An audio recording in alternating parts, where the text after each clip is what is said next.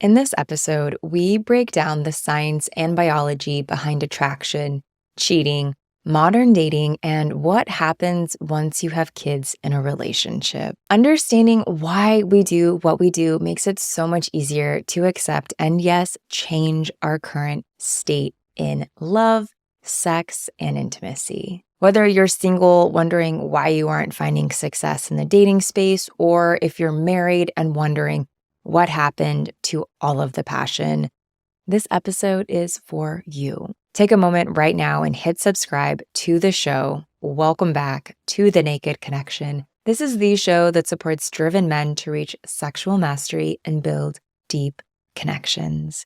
It's Kirsten, and today we are joined by a special guest who she knows a hell of a lot about biology, neurochemistry, the body, and really how chemicals drive everything from monogamy to love. Dr. Liat Yakir is a biologist and author of A Brief History of Love. She was an expert on the show Married at First Sight. So if any of y'all are thinking about marrying a stranger or someone that you barely know, she's someone for you to talk to. But without further ado, you guys, let's get some. Dr. Liat Yakir, welcome to The Naked Connection. It's an honor to have you here today with us. Hi, Kirsten. I'm very glad to be here, very excited and happy. In terms of kicking things off, this is such a simple question, but biologically speaking or chemically speaking, what is love? You don't have to love somebody to have sex, right? I mean, to this activity of fertility of having sex in all animal kingdom is doesn't necessarily means bonding, attachment, and the feelings of love. So we have this ability to be attracted and also to have sex. But love is defined, like in biology, is defined by the activity of the love hormone of the oxytocin family. We have the oxytocin in females and also in males, but in males we have also another type of the family, which is vasopressin, which is more connected to protection and territory, keeping the territory in males, in also men. So basically, love is this feeling of bonding and attachment and wishing to sacrifice for another person, feeling of empathy, feeling of bonding, which are associated to this hormone that is secreted from our pituitary gland, which is called oxytocin. This is a very, very healthy and very good for our well-being. These hormones, we can get it only from another person, from other person, not only in romantic love, of course. All our connections, all our bonds in life, family and friends, and also animals, it's the same mechanism of oxytocin. So we need this hormone. Generally, we are a creature of oxytocin. We need a lot of it. We need it from the community, we need it from friends, we need it from colleagues at work. We live for this material, but the amount that we get in a romantic love is really high, because there we also have the intimacy. So basically, love is defined, by the action of the love chemicals, which is oxytocin and also dopamine that goes with it. Dopamine is the pleasure hormone. We wouldn't do it if it wasn't give us pleasure. So love gives us a lot of pleasure. And serotonin, which is the happy hormone, like the relaxing hormone. It's very important hormone for our well-being. That's why we look for love. That's why we seek for love, not only for sexual intercourse, which gives us more dopamine, more testosterone, more rise of excitement, which is also important. But when we add it to more oxytocin, like somebody for deep relationship, so we get this all the chemicals together, all these lovely happiness chemicals of love: serotonin, dopamine, oxytocin, and also adrenaline. Good chemical. Yeah, so there's a whole cocktail of chemicals unfolding in our body when we engage with someone that we're attracted to. And it's interesting because, there's like all of these statistics out there about people feeling lonely and disconnected and people struggling to find success in the dating world. And I'm wondering how that connects with this release of chemicals. Is it that when we're dating nowadays, that there just isn't that exchange, there isn't that time established for the bonding to occur? Like, what do you think is happening in the dating space that's Exactly. influencing some of these chemicals? Exactly what you said. Mm, That we don't have enough time because of the dating apps and the digital era. We have this illusion of abundance, mhm, so we don't give enough attention. And also we have attention deficit in the population in this digital era. We have problems with concentration and attention and the ability to hold attention. mm, So we look for excitements and we look for more, I call it, the dopamine era, like looking all the time for cheap dopamine, like getting another rush and another rush. Uh, Usually, dopamine is a novelty-seeking hormone. We can be, and it's also the addiction hormone. Many of us in this limbic capitalism era. Limbic is the area of the brain of the emotions, of the pleasure centers, and all these chemicals from the limbic system. So we called it a limbic capitalism that plays with our head, especially mhm, with this area of our head. So giving us, the next thing, the next thing. Um, so we get bored very easily, and because we see many people, it's like our brain become tolerant. You see another person and another person, and most people are similar in most way. You make the same conversation time after time, and you get this rush of testosterone when you go to dopamine when you have sex, on the first date. And the thing with testosterone, it's get very high when you testosterone and dopamine together and adrenaline, like you want to conquer this thing. Also, men and women, you want to conquer a new thing, and it's mainly boost for myself. Like I'm attractive, somebody wants me, somebody wants to be with me, and you have this testosterone and the novelty, and wow, it's like a big rush to the head. But the thing with testosterone, it goes up very very fast, and then it goes down after mm, having sex, and a few hours later or in the morning you forget about the person because there is not enough love hormone. You don't really know this person, so yeah, we play with the system, and then I feel that like we going back, to looking for mates, like mhm. to be with somebody and then to be with another, like the hookup culture, which Yeah, is the hookup culture is our biology basically. It's like mhm, going back to our evolutionary roots. It's mm, hookup and not necessarily monogamy. We are not monogamist in nature. mm. uh, so it's more easy for us, and when you know someone uh, deeply enough, you're not staying only in this stage of the beginning, in which the chemicals, it's like alcohol, it's masking your brain, and you see only the good things about the person, and you see only the how he wants me. Yeah, it's more about me than about the person. It's more of self-love than really love the other person. Mm.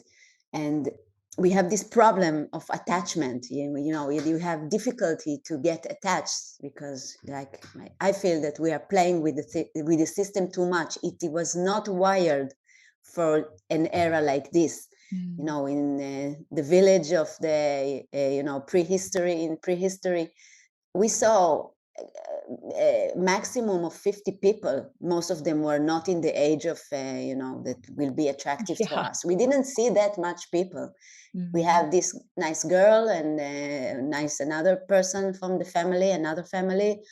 We didn't saw so many handsome and good looking, and so our brain is being overloaded, Yeah. and like we lose the ability to get in touch really and be intimate deeply. Yeah. uh, Yeah, it almost sounds like we've, in some ways, kind of been like tricking our own system to get the rush of the dopamine, to get the rush of the oxytocin, the testosterone, and then it plummets. And instead of staying the course and building the bond, we just go back to the pond to find someone else to have to go through that same short course cycle with on repeat over and over and over again because we have access to it. it's like foraging for dopamine. Yeah, Yeah. and Yes. not really for Yeah. Well, and you mentioned this piece about, monogamy, and that is one question I have about, and I don't know if this is, like, related to why people cheat, but just the question of, are humans designed for monogamy yeah. in general? So if we look into the wirings of our brain, we are not monogamous. Mm, Certainly not a sexual monogamist. In nature, there are not many monogamous creatures. It's not good for evolution. It's not good for our genes. It's not. It mm, doesn't have any beneficial benefits for in evolutionary perspective, because you put all the basket in one bag. All your genes are mixed only with one person. It's not good genetically. It's better mhm, to have diversity.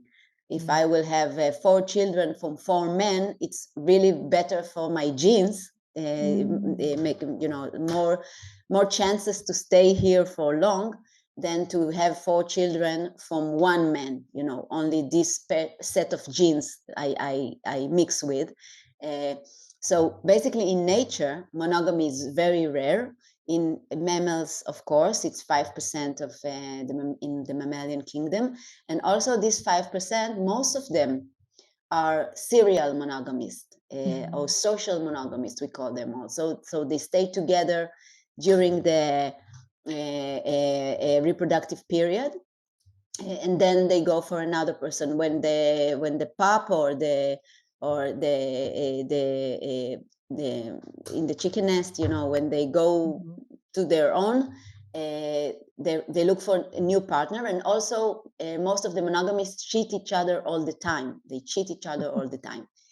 yeah, And so we can put ourselves in this category of serial monogamists, like one at a time, mhm, or in the polygamist category. mm, When we know we have polygamy in human, monogamy is very new. It's like 1,500 years only.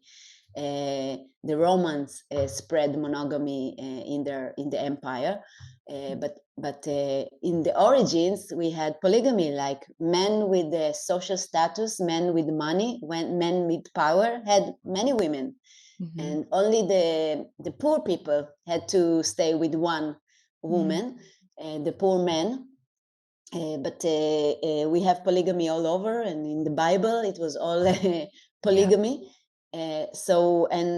And also we have this wiring in our brain that we cannot find in monogamous creatures. This wiring is the Coolidge effect, the sexual yes, satiety effect, or the cheating effect. The mhm, the wiring that makes us cheat. mhm, Uh, and and this wiring has to do with dopamine. When a signal becomes familiar to us, the same kiss, the same touch, the same sex, we have this protocol. After the bonding, we get to a protocol of how to make sex, to make love, and it becomes familiar. And from one hand, we like this familiarity, stability, certainty. I know what will happen when he touch me. I know what will happen, what he will say, what I will say. But then we lose the dopamine, because dopamine like novelty. mhm, So after a while, it becomes more hard to come to orgasm, especially for women. The sexual drive of women towards their spouses, their men, is declined faster than the sexual attraction of the men to the women, in a mm, relationship. So we have this wiring that makes us get bored from the mhm, same person, even though we have family together, or we are like 10 years together or 5 years, and we love each other and we are good friends, and this person knows everything about me and knows how to suit me and how to make me calm and make me and give me stability, but something in the sex drive is diminished, and I don't feel like I Mhm. start to look at on other men. This is the cheating effect, that you find other people attractive, even though you love your partner, but you Yeah. find other people some suddenly more attractive. The porn works on this wiring, that we Mhm. need. Men especially even more need more um, novelty, new signal, Mhm. even though they love their it doesn't matter, it's not Yeah. connected. You can love your partner, but the brain wants is very excited from novelty. So this wiring is not found in the monogamist. Mm, We find it in polygamist creatures.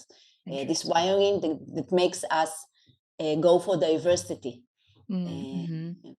Yeah, there's so much in all of this, and just, like, the topic of, like, that serial monogamy where we stay with someone, we're monogamous with someone for a period of time, and maybe there's infidelity involved, and it sounds like in many ways in the animal kingdom, it's related to having offspring, so as soon as the birds fly the nest or the cub leaves the home, and, just an understanding human babies versus chickens, like, the amount of time that they're cared for is so different, like 18 years versus a couple of months. So maintaining that serial monogamy is such a shorter amount of time in the animal kingdom versus raising offspring as humans, and I wonder if that has any influence on how monogamy came to be more of an established piece of our society or, like, if that carries any weight. I'm just super curious about that. That's very interesting, because this is the scientific community there is not. Some scientists have arguments for monogamy, why monogamy is developed in humans, and other scientists go for the polygamist or serial Mhm, monogamist at least. But anyway, it's not a well-researched topic, mhm, the biology, of humans.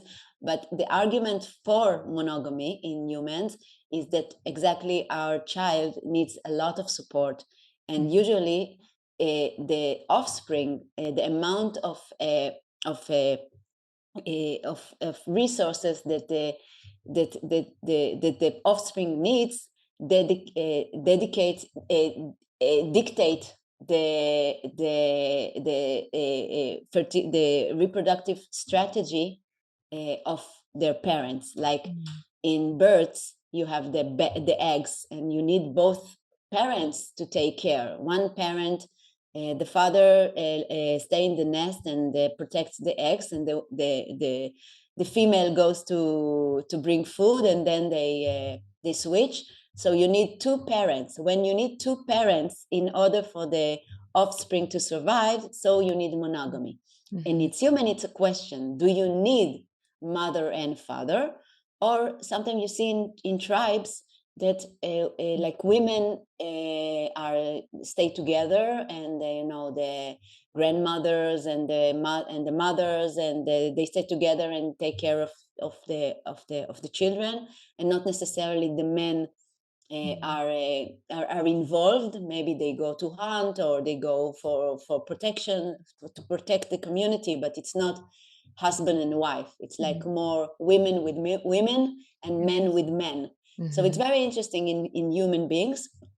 But anyway, I think I'm an ambassador of monogamy, although as biologist, I can see clearly why we have a lot of problems with the long life bonds, and we have this yeah. surging amount of divorces all around the world. And very interestingly, the problems in marriages universally in the statistics starts 3 years after the first child is born. So it's very interesting. Oh. It's like when the child is independent enough, let's say, Mhm. not necessarily breastfeeds anymore, and it's kind of independent, can walk, and talk. The problem in marriage starts. Very Mm. interesting why it happens 3 years after the first child is born, Mhm. when starting to feel this feelings of boredom, or decline in the passion between the couples, decline in the interest and the libido to each other. So it's also very interesting. But nevertheless, I am an ambassador of monogamy, Mhm. uh, because I think it has a lot of value for us human, not necessarily lifelong bonds. I think that Mhm. during the following decade, we will see less and less people that met each other at high school and stay together until they 100 years old. It will be very, very rare Mhm. to find it. Yeah. But anyway, I think that there are some things, some psychological benefits that you get in, but maybe it's only me. Yeah, no, and it's I think that there's a lot of I'm sure it's not only like, not only biology is driving our choices, but for survival, but how our society is established where we aren't in such a tribe culture as we once were. So the benefits of having that partnership is Yeah, perhaps what drives some of the more success in monogamy. And I know there's a lot of studies and stats that show that people that are in long-term relationships are healthier and happier, live longer, things like that. And so yeah, there's so many pieces of yeah, at play within it all. And I'm wondering, you bring up children and this 3-year mark. And so let's say that someone has made the choice to be in a monogamous relationship and they've decided that's what they want, and they have that first child. It's 3 years down the road, they're starting to experience that waning. Maybe the Coolidge effect is in full force. What does one do in that dynamic of that decline of passion? yes. So my first guideline is to control the stress. Like, Mm. stress relief is very important, because the thing is, why this 3 years mark, having children it's a lot of stress for the Mhm. women, for the men. Women also go through these hormonal changes, and when you have a child, he does a manipulation. We have also the psychological manipulation that children learn to do very fast, but there are also biological manipulation, that when you're with a child, your testosterone decline, and your prolactin. This is another very interesting hormone that makes us care for the children. When you take a baby, and you, even if it's not your baby, you feel like you want to take care of it. You have, because the smell of the baby is a smell of endorphins, which is also very calming, Mhm. and euphoric compound, a chemical, and also prolactin, which makes you want to take care of them. And Mhm. prolactin, we know it also from the refractory period. It makes the refractory period, after orgasm, that especially in men, there is 20 minutes of refractory period. This is done by prolactin. During the orgasm, we get a surge of prolactin secretion, which makes us, have fulfilled with, not want another session of Mhm. sex, like resting. It's the resting period. It can stay in the blood for 2 weeks, even, until we feel again the passion. It gives us a good feeling. So when you are rearing children, you have this high prolactin in the house, so Mhm. you're in low testosterone. So there are all the reasons why couples won't have sex and won't even want to touch each other, just to go to sleep. You have also sleep deprivation. Sleep is Mhm. so important for our intimacy, for our ability to listen to each other, to touch each other, to be with each other, to function good. There is no sex if there is no sleep. You can't. You can't do it. The body cannot hold it. You don't have libido. You just want to sleep. So you have all the reason for couple to get apart, to grow apart during the rearing of the children, like when they are born. And the women brain undergoes tremendous changes, like Yes. reorganization during pregnancy and labor. You have a different brain that you were single. Your Uh-huh. brain is now wired for these small little things that taking everything from you. And it's become empathic, a more empathic brain, but not empathic for your partner. Mhm. No, empathic for the children, like what they need and when they cry, and all your resources. It usually takes 3 to 5 years until your brain goes back. It won't go back to like it was single. You have a mother brain, mommy brain forever.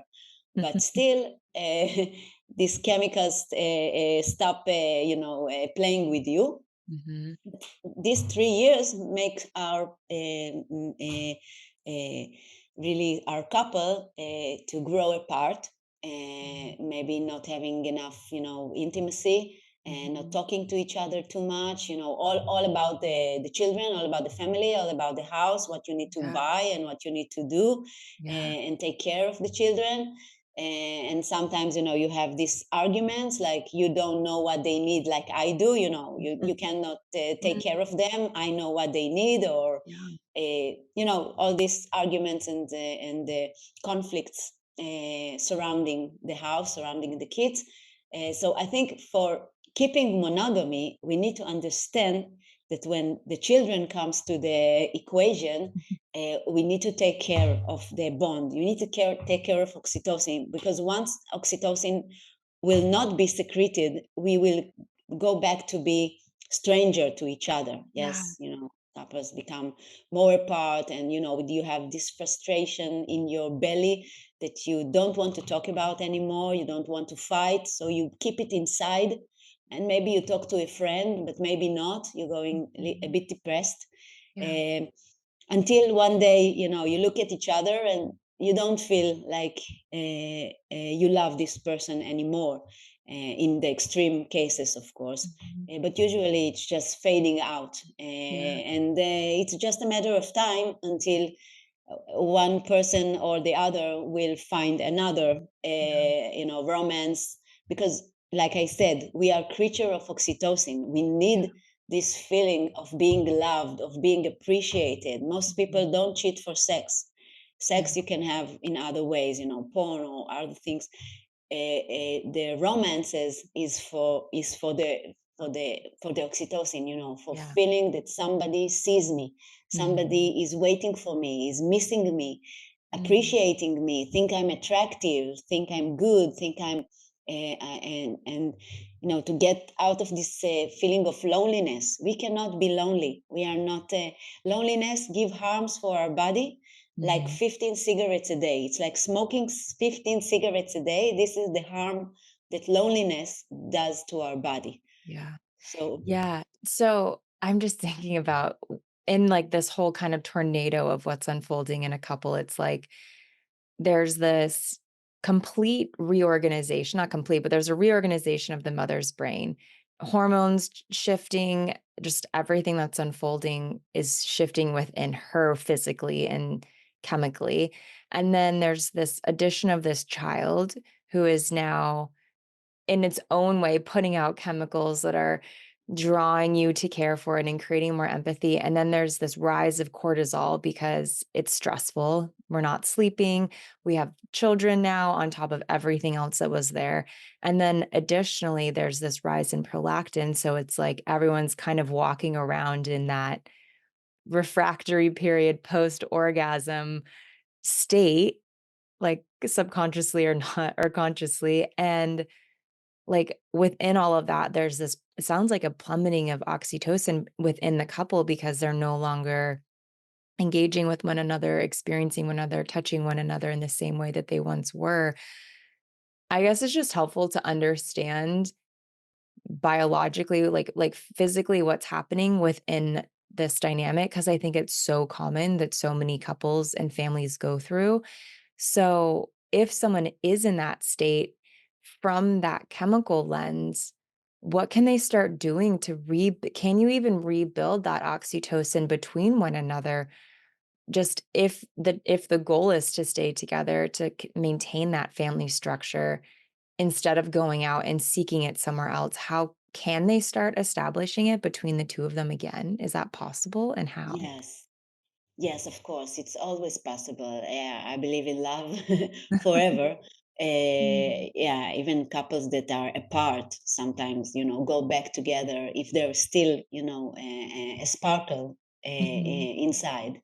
So I think, of course, it should we should know one thing. We should put we should reframe the word sex, Mm. because it doesn't sometimes, especially women, feel, like I have another child that I need to take care, like he needs, the sex, but I'm so tired, and all the children comes to me and they want me, and also from work, women also work today, so everything is on me, and sometimes women also take to themselves another more and more stress. So and then sex becomes like a duty, another thing in my to-do list. And when somebody wants something from you, you no longer have dopamine. It's like another to-do list. So we need to reframe sex or sexual intercourse, because especially when we have small children in the house and we understand these chemicals are taking advantage of us. So we need to understand that we need to focus more on the caress, on the touch, on the skin to skin, on soothing each other. Like if I had a stressful day or my husband had a stressful day, the question is not whether we will have sex or not, and penetration. Sex is not penetration. Who told us that? Mm. To be sexual with each other. This is the important thing, because sometimes women don't want to go to bed, naked, because he will want, penetration. But it's wrong. We have to have this new setting for oxytocin, like to sleep with each other closely, touching each other closely, and just caressing each other without just feeling, this sensation in the body, and feeling close, and afterwards talk to each other, and do, massages, or even if it's not even in the intimacy, it's also in the understanding that we need to lower the cortisol. And okay, it's not my duty to lower the cortisol of my partner, but this is about empathy. If I see that my wife or my husband is very, very stressful in work or with the children or with the parents, we have so many stressors in our life. So even to show my partner that I see that you have stress, you are stressed, and go for a retreat with your friends. Take some times. I will take care of the kids. I will be here. Don't worry. Release yourself. Give yourself time to do, new hobby, sport. Go to the sun. This is all serotonin. Eat no, eat well, eat healthy. Take care of yourself, because once my partner gives me the time, the energy, the resources, and releasing me from all the duties, and let me time to sleep and time to be with my friends and time to go back to be me. Because when you are a mother or a father, but usually especially mothers do this, you are a whole mother. Yeah, you forget about what you need, what it was like to be single, to be and then when you go back to being single, you suddenly also go back to be sexual to yourself. I mean, to feel sexy, to feel not like, mother with kids and milk from here, and all the dishes and everything, and just to go out to see people, even to see men, to feel again, this testosterone estrogen thing, Mhm. and not cheat, of course, but to just to feel back this energy and motivation, and like I'm not Yeah. only a mother or a father, Yeah. and then go back. And then when I go back to my partner, I will appreciate how much he sees me, how Mm. much he gives me time to do this. Like in your cell phone, you cannot stay with the cell phone with no battery. No, you have to charge it. So we need to Mhm. charge ourselves, and Mhm. sometimes we are very critical about ourselves, and we don't take good care of ourselves. We don't have enough self empathy. Mm. Sometimes, when the partner give us this empathy and let us do something for ourselves, this can be very connecting, Mhm. bonding. Yeah. uh, Yeah. There's so many opportunities to create that change. And it's, from what I understand, not an overnight process, right? It takes time to shift the experience of someone and rebuild. It sounds like some of this oxytocin experience, and not just with our partner, but within our entire life. Um, wow. Well, in thinking about, as we close out here today, just knowing that there are single men listening and men in relationships or families listening, what would you say is kind of like your prescription for love? yes. So, really, my prescription for love is, yes, of course, high levels of oxytocin in your relationships. The number one predictor for successful marriage doesn't have has nothing to do with the qualities of the other person. It has Mm, everything to do with the level of satisfaction of oneself with his life, mm, the level of wellness, of well-being. Because when I good with myself, when I feel good, I'm good for my partner, and I see the good in my partner and in the relationship. mm. Beautiful. Well, thank you so much for sharing that. I know that there is so much more insight in the book that you wrote that is truly, it's so easy to digest. All of what you share in a really clear way. So I took so much away from it. And I just can't wait to share this with everyone. Thank you so much for coming on to the show today, Dr. Liat. It's been such a Thank you. joy to connect with you. And yeah, thank you. Thank you so much, Yeah. Kirsten. It was a pleasure really to meet you and to be here. Thank you so much for tuning in to this episode of The Naked Connection. Be sure to subscribe so you don't miss another episode. Trust me on this, your sex life and that special someone in your life will thank you for it.